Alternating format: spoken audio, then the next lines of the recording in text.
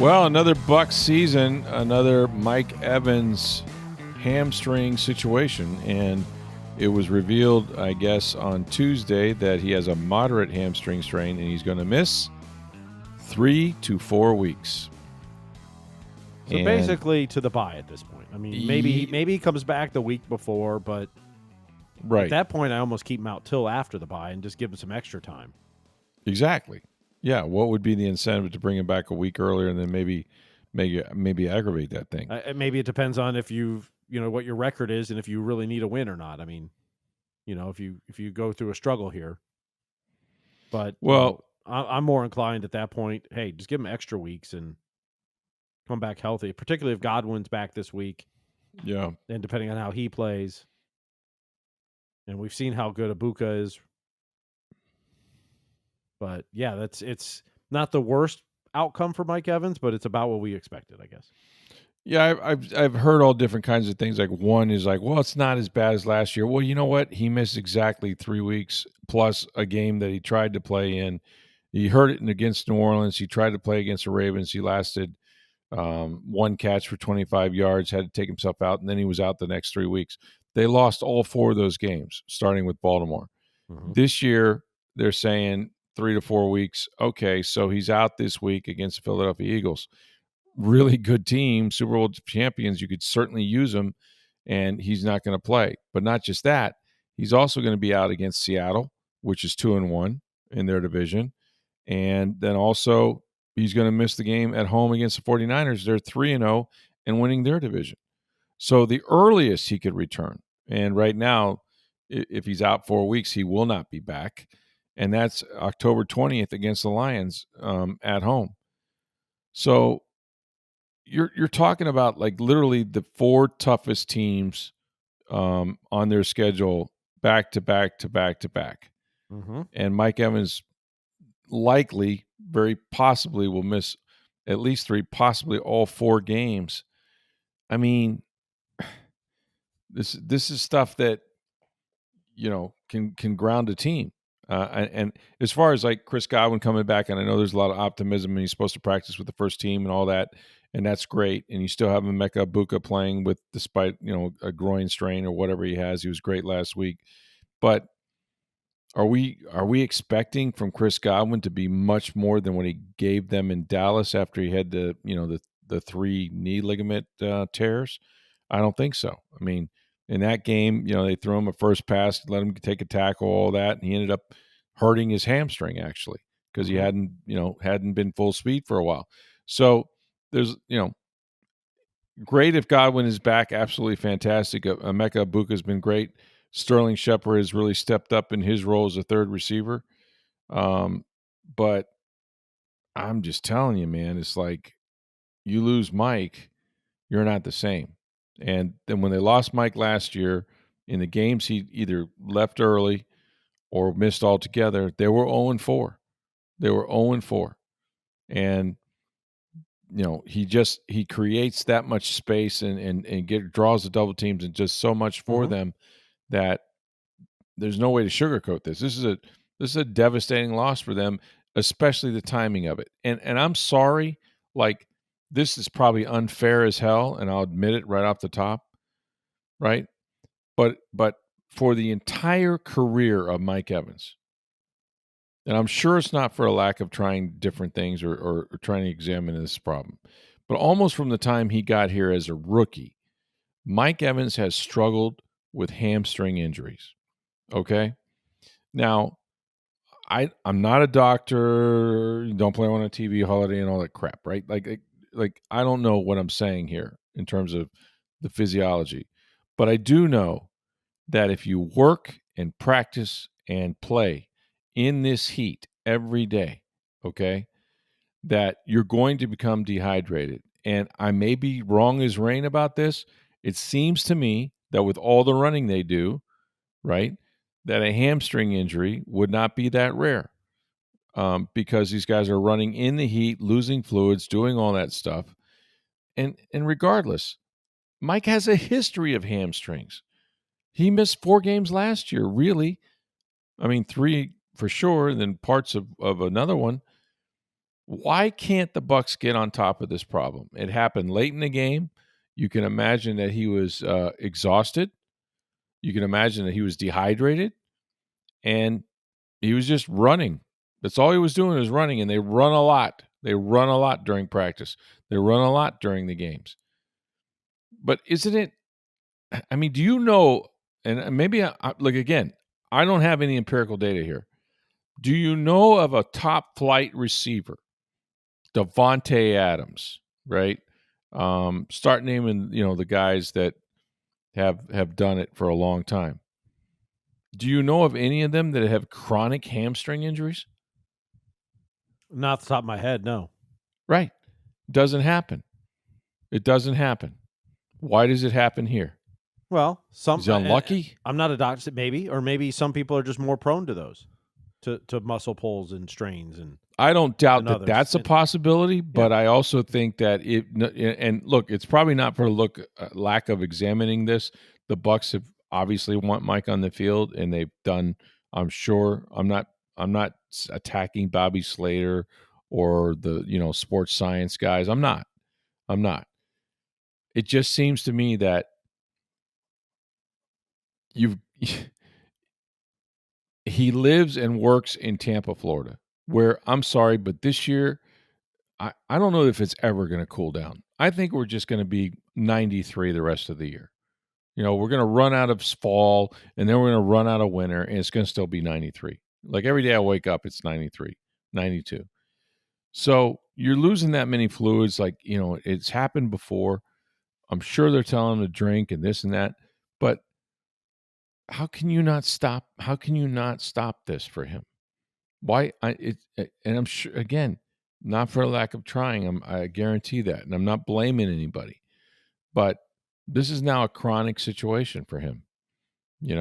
Like he's going to have to average close to 90-something yards a game when he comes back to make it to 1,000 yards. We're right back where we were a year ago. It could be the final play if he even is close enough to do it.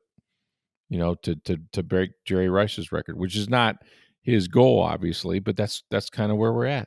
3 to 4 weeks, you will have played the toughest teams on your schedule without Mike Evans, which is tragic to me. It's awful. Well, and we're going to really see now how good is Emeka Egbuka in his rookie season. Ugh. Because he's been great. And no doubt he's going to be a top-notch receiver in this league for years. Yep. But it helps having number 13 opposite side of you. You think? It's made his rookie season easier. Yeah. But we're going to see just how good. Now, Chris Godwin coming back will help Egbuka as well. But coming off injury, and Chris Godwin doesn't take the same attention from the defense as Mike Evans does.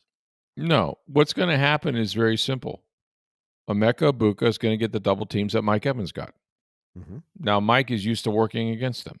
Mike is used to getting open against them. They're used to moving Mike around to get him, some one-on-ones on occasion.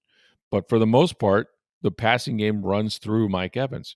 Not that he gets the ball every time, but the coverage rolls his way, and that creates opportunities for everybody else. It's not going to have to roll his way anymore. It's going to roll either Emeka's way or Godwin's way. I think Shepard is going to be a very big part of what they do going forward. And Sterling's had a good start to the season for sure. And he's going to get the one-on-ones as the third receiver. But the whole dynamic has changed. You take Mike Evans out of the lineup, you've just taken all the attention off of him, and now can focus somewhere else, And don't forget, Egbuka is playing with a groin strain. Like, he made it through last week, and he had the one-handed catch, and he had some huge plays down the stretch. But I don't know how he feels this week. I don't know if things are better or worse. And so you're going to have to lean on guys like Tez Johnson and, Cam Johnson, and just basically who was ever active. So it won't be good. It won't be. This is not in any way sort of the thing, especially with the way the schedule is turning over. The first couple games are going to be easy regardless, and they needed last-minute drives by Baker Mayfield to win all three of them. But now you're in the big boy division. You're going to play the defending champion Eagles. I mean, that's a huge, huge test, offensively and defensively. and you've got other really tough games coming up at Seattle, who's a really good team. They're 2-1. Home against San Francisco, really good team, leading their division, 3-0. And so it doesn't get easier, and I don't think the cavalry's coming. I think you're only going to get more hurt as you go through those games. So this is not. It could have been worse news. You could have found out that Mike's going to be out for half a year or the year. Tore it so bad that there's just no coming back. That's the good news. That's not the case, but man, like the timing of this is about as bad as it can be. Some other news, of course, the Bucs, with respect to injuries, lost another one. Tight end Ko Kieft, who is a incredibly valuable special teams player as well as an extra tight end. He is out for the year as well. Now, when I say that, they put him on IR. They haven't announced that he's done for the season, but the expectation is that he probably is, based on my reporting. And Ko does a lot of things. You go back and watch the tape, you can see the exact play that he hurt it. You see the knee buckle, he grabs it, all that. Has a leg injury. Mm-hmm. So that's unfortunate. In a season where you've lost so many players already. You just lose another big, and he's a huge, huge special teams contributor. And their special teams has been kind of dicey to begin with all the punt returns and block kicks and stuff. But Kieft was a major part of that, and that's going to hurt. Speaking of Kieft, and we had an email question from Sean in Georgia. He says, why don't the Bucs throw to the tight end this year? Is it schematic? Otten's out there and isn't staying back for max protection. He's just not getting targets. Yeah, he's not getting targets because they don't trust the offensive line. It's pretty simple. When you don't trust one or both of your tackles, you got to put some resources out there to help you function, right? And that means that way more than they're going out for passes, you're seeing the tight ends have to stay in and help block. And I don't think it's anything more sophisticated than that. It's not that Baker suddenly doesn't like his tight ends. It's just that, for protection purposes at least, you need as many bodies, near or at the line of scrimmage you can get.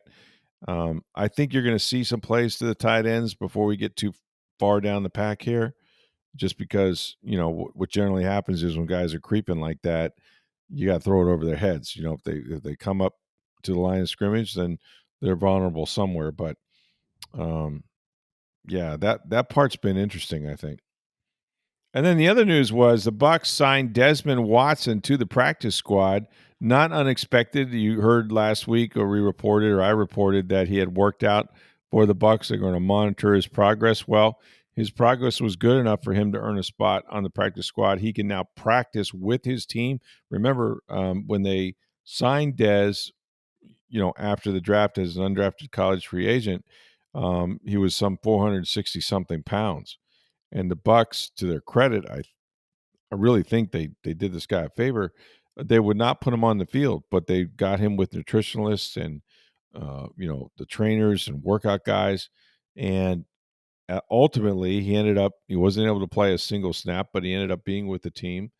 And when we got to the end of preseason, he had been on the non-football injury or illness list, and he was waived. And you figured, okay, well, that's probably the end of him, but not so fast, my friend. And there's something that I'm going to dig into Bowles about a little bit here. So the Bucs did, in fact, sign Watson, to the practice squad, which is a great moment for him. But in doing so, and we asked about this yesterday, Todd Bowles made it pretty clear that, it'd be unrealistic to think that, Dez could come in here and stop the tush push. Like he hadn't been around long enough, that sort of thing. Fully aware that, it's a deal, that they're going to have to contend with that. And my only thing is this, Steve. It's like, you got 53 players on a team, you dress 47, whatever. But are you telling me that if he is in shape enough to sign, and he's lost on the submission, whatever weight they had him at, that they needed him at, but you're telling me that you can't use this guy week one, even as for the tush push alone, which is usually 4 to 6 snaps a game that the Eagles try this stuff. I mean, I think that's worth a roster spot on Sunday. I don't know whose spots he's taken, but if I have him in camp and I can activate him against the Eagles, and maybe they're playing games with us in that sense, but I, I don't know why you wouldn't play the guy. They can't move him. I mean, they can't move him.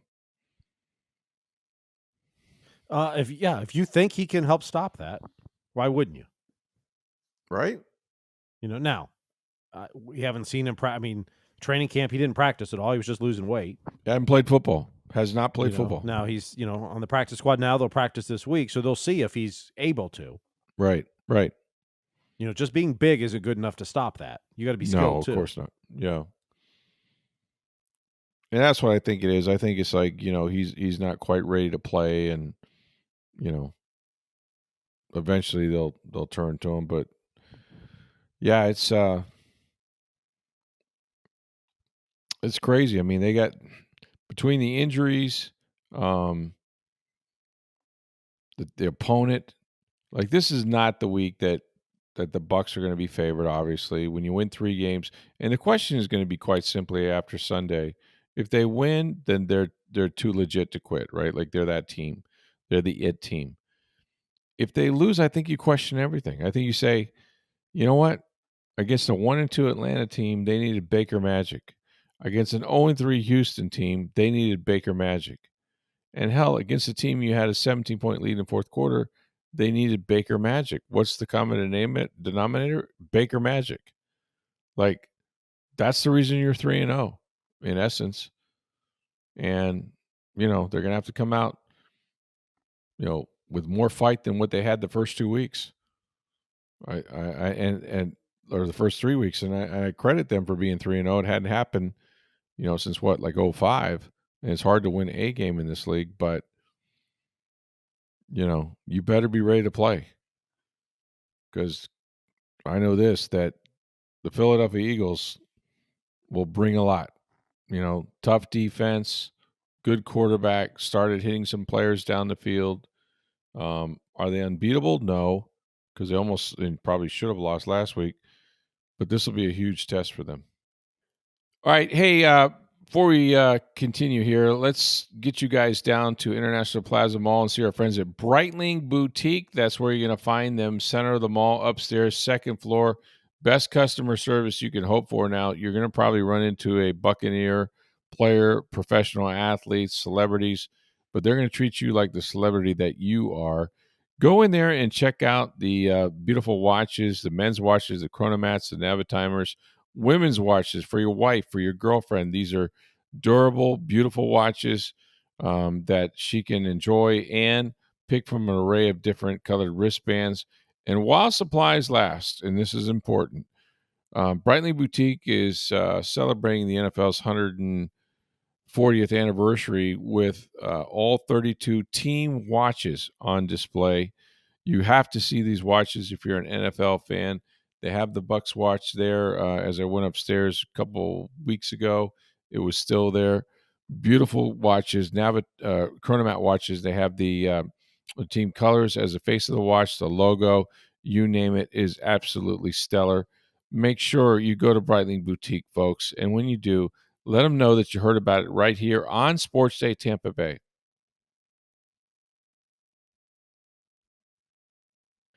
All right, we got a couple of mailbag questions coming up here. Let's hit them before we get off the pod.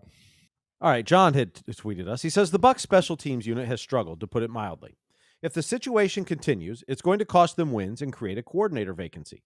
Are you hearing anything about changes to special teams units, more practice time on kicks, or Bowles getting involved to stop the mistakes? I didn't ask specifically about what changes he would make, but clearly special teams has been a big story and not in a good way. I mean, they've won the I guess the point differential was like a +6 for 3 games, and they've been very, very fortunate because every single game they've had special team breakdowns. They've had blocked field goals, they've had long returns, they've had block punts. So almost every facet of special teams has touched this team in a negative way. I think part of it, if you want to be completely honest, is that there's a lot of guys hurt, and there's more getting hurt every day, and so you're playing just a ton of rookies or new players to the system. Not an excuse, but a fact. That can certainly affect you a little bit. But look, there's no question that they have to get better there and get better in a hurry. I am stunned. The kicker, sure, you can see where Chase McLaughlin was, a little bit off, and he was self-correcting, and he had 4 or 5 field goals the other day, including the game winner. So you would hope that would get him going.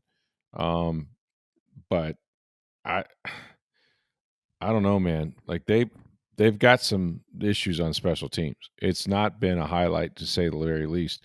And if I'm their coach, I'm probably being singled out by the rest of the staff to say, what the hell is going on? Their punter has been slow to get the ball off at times. He probably could have had 1 or 2 more kicks blocked. It's just, right now it's a liability, and it's a third of the game, and you need somebody that can help you there, and it's not going well. All right, John had tweeted. He says, with all the injuries to wide receivers, has there been any discussion about lining Rachaad White up at wide receiver, given how good he is at receiving? Feel like they could exploit some things by doing that, given the shortage at the position, and that would still allow Irving on the field at the same time. Yeah, I think when you lose receivers and you're trying to get your best 5 weapons on the field, that one of the solutions will be to have Bucky and Rachaad on there together, And they did that last year for a number of snaps. I think you can do it more. And, you have to rely on those guys.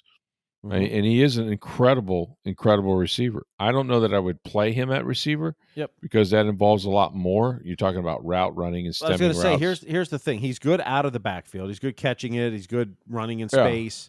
Yeah. But can he run a route? Yeah, we don't know, right? We don't know. I don't know. I'm not saying he can't. Just saying, yeah, there's a lot more than just, hey, he can go out of the backfield and catch a pass. Yeah, just go play receiver. You're a running back, go play receiver. Yeah. It's a different position, man. It really is. So, but it is something if you think he could run a route, I would look at it. Absolutely. Heck yeah. You look at everything, and he's done it before. It's kind of like moving Graham Barton to left tackle and Bredesen to center. Like, sure. How do we get our best 5 offensive linemen that are able to play in the game? Well, yeah, you might sacrifice something, by moving a guy to another position, but on the macro, you actually, stay pretty solid. Yeah. Is Rachaad White better than your third receiver behind Ibuka and Shepard?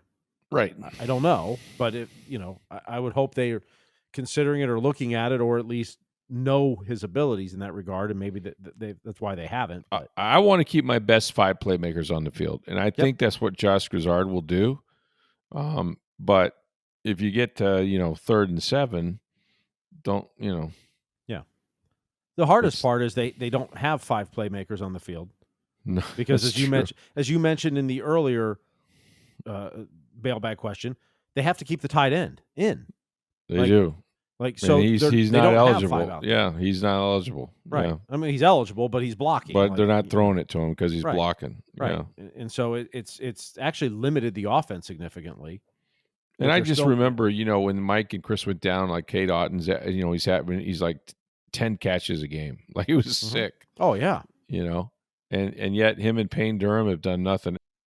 All right, ML Walsh had tweeted. He says, hey, guys, huge fan of the pod, and I'm one of 4, actual count before Brady, of Bucs fans from Sussex City, New Jersey. How does Chase McLaughlin pronounce his last name? Lots of play-by-plays with the F this weekend. I'm thinking it's a hard C. I'm a math teacher, but still annoyed. Now you got me doubting it. I actually haven't heard him say his own name. So, when people say that, it's like, you know what? I never come up to, I guess if you went up to somebody and say, hey, my name is Rick Stroud, then you would hear their name. But Chase has never had to introduce himself to me. I'm usually the one introducing myself to players. I think it's Chase McLaughlin. I don't know if I did something hard or soft there. You did the C. Hard C. Yeah, I think it's a hard C.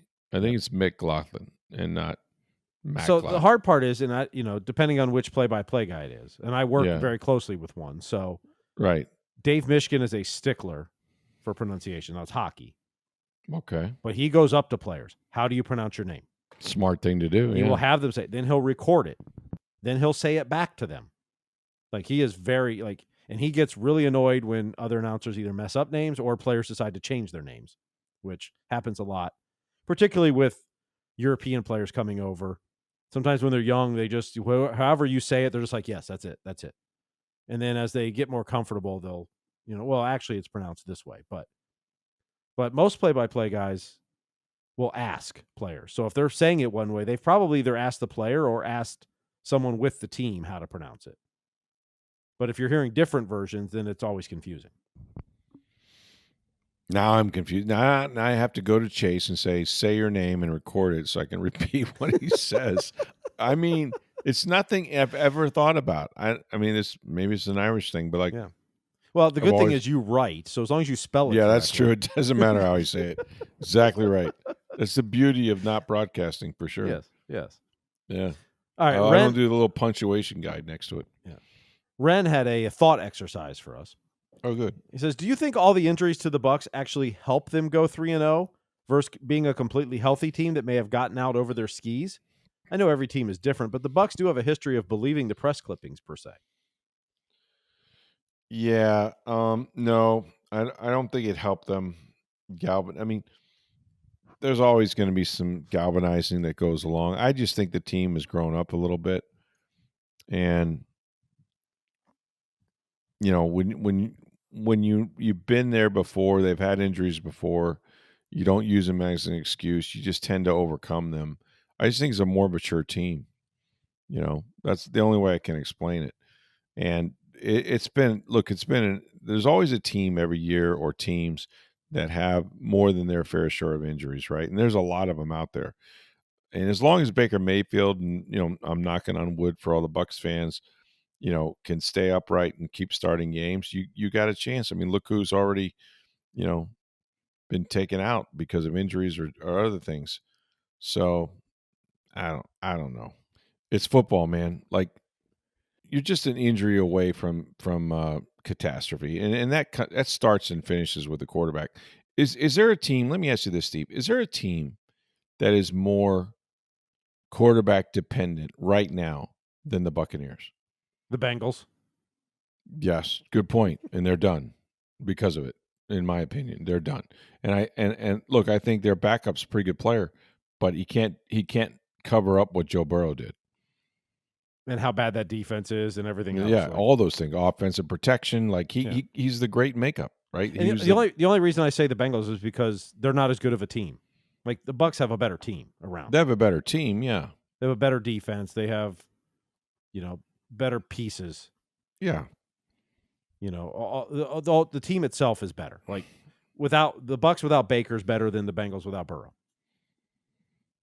Probably, yeah, because they have a better club. I would agree with that. Yeah. But is Teddy going to do? He's not going to do anything, I don't think, close to what Baker does. So he's been a huge part of this. I wonder what the Bills would be like without Josh Allen. That'd be a very similar situation, Or even the Ravens without Lamar. The Ravens without Jackson. Would you go Philadelphia without Hurts? Although Hurts is, I mean, what about the Chiefs without Mahomes? Well, they're dead in the water, yeah. Because especially they might be dead in the water with him right now, but yeah, but without him, truly, he makes do with less weapons than sometimes anybody in the league. Yep.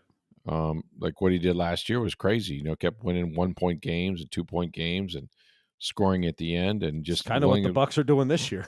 I know, and they remind me of last year's Chiefs. I was talking to Neil Ardman, who I do a radio show with every day on ESPN Tampa Bay, and it's kind of like that. It's like, it's great, Baker Mayfield, they're 3-0, one of the best teams, and it's like you realize, like, you're only like one play away from being 0-3.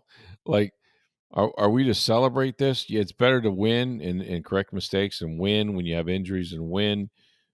All this bad stuff is happening. But do we really know how good they are? The Chiefs rode that all the way to the Super Bowl last year. They did, and they got hammered when they got there. You can do it. You can do it. I mean, and it reminds me of the Chiefs because it was always the last drive, right? Even against the Bucs, it was lose a coin toss. The Chiefs get the ball, go right down and win the game. And there's some moxie to that for sure. But is there a point where it might change? We just don't know.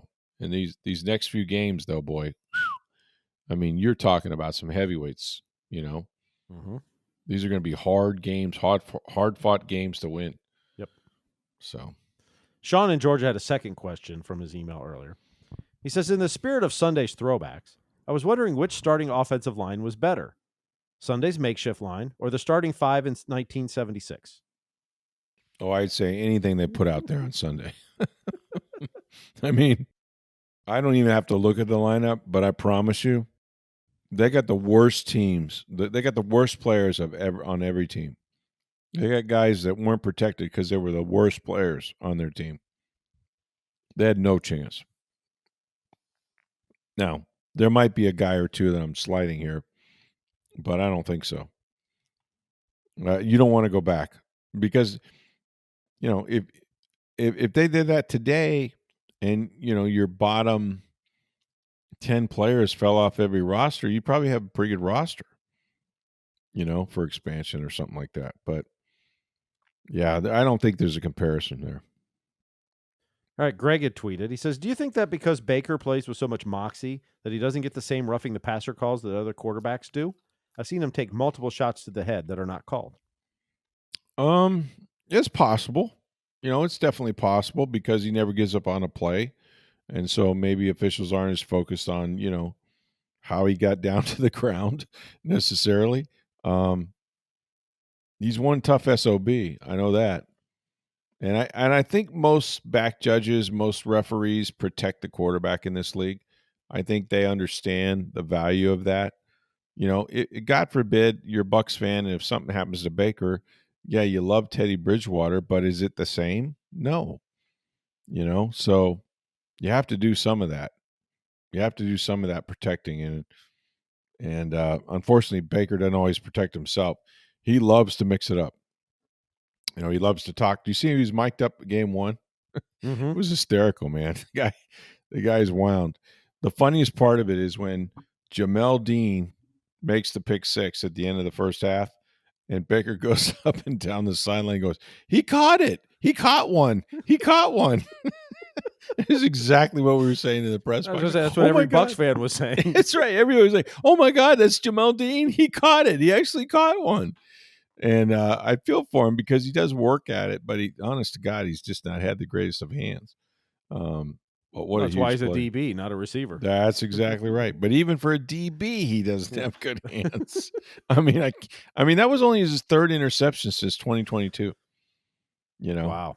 And he's had a couple pick sixes. He saves them for good players, but like the other pick six was against the Packers at the time, and Aaron Rodgers early in the game had a pick six.